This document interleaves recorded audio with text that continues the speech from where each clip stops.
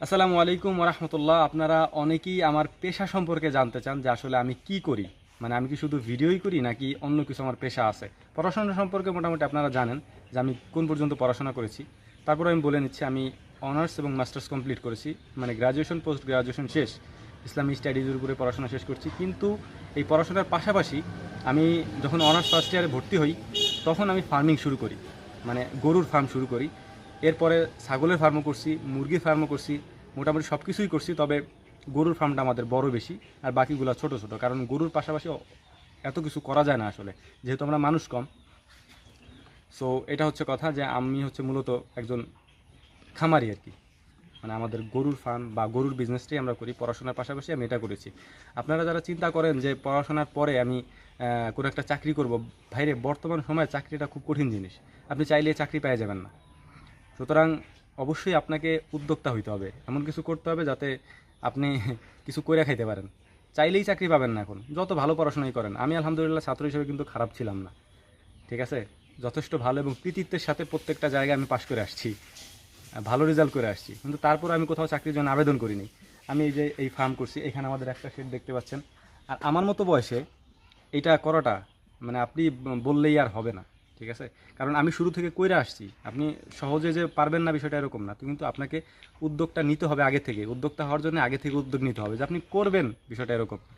এই যে আমাদের একটা ফার্ম আছে এখানে, এইটা হচ্ছে একটা শেড, এই পাশে হচ্ছে আর একটা শেড, ওইটার মধ্যেও গরু আছে। এই পাশে আপনার ছাগলের শেড আছে একটা, এটার মধ্যে ছাগল যেহেতু আমরা এখন অল্প পালি, তো এটা আছে, এটার মধ্যে মুরগিও থাকে, মুরগিও আছে এটার ভিতরে। এবং এই সাইডে হচ্ছে আপনার আরেকটা শেড, এখানে বাছুর থাকে। এখানে অনেকগুলো বাছুর ছিল। আমরা এটার উপরে অনেকে বলতে পারেন যে পাটের খড়ি দেওয়ার বেড়া দেওয়া কেন। এটা মূলত পাটের খড়ি দেওয়া হয়েছে আপনার রোদটাকে ট্যাকেল দেওয়ার জন্য, যেহেতু এটা বাহিরে আর অন্যগুলা ভেতরে। তো বাহিরেগুলো এখানে আমরা গরু রাখতাম না, বাট ভেতরে গরু রাখার জায়গা না থাকার কারণে এটাকে বাহিরে রাখা হয়েছে। এবং এরপরও আমার আলহামদুলিল্লাহ গরুর যে সংখ্যা আর কি, তা এখন মানে আমার 3টা শেড আর কি, 3 শেডে না আটার কারণে আমি মানে সবগুলাই বুক ফুল হয়ে গেছে।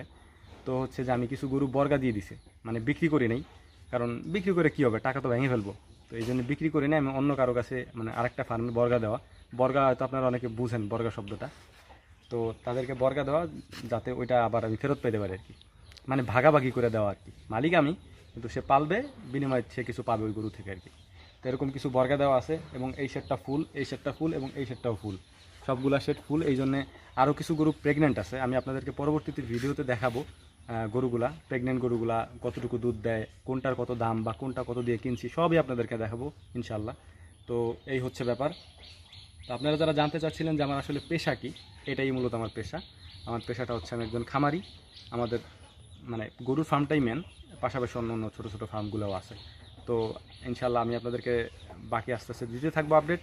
আমাদের ফেসবুক থেকে যারা দেখছেন অবশ্যই আমাদের পেজ ফলো দিয়ে রাখবেন, এবং ইউটিউব থেকে যারা দেখছেন অবশ্যই সাবস্ক্রাইব করে রাখবেন। আমি আশা করব আমাদের এই চ্যানেলগুলি আপনাদের কাজে লাগবে। অনলাইনে আপনি অযথা সময় নষ্ট করে কোনো লাভ নেই। ক্রিয়েটিভ কিছু করেন, উদ্যোক্তা হন, লাইফে কিছু করতে পারবেন।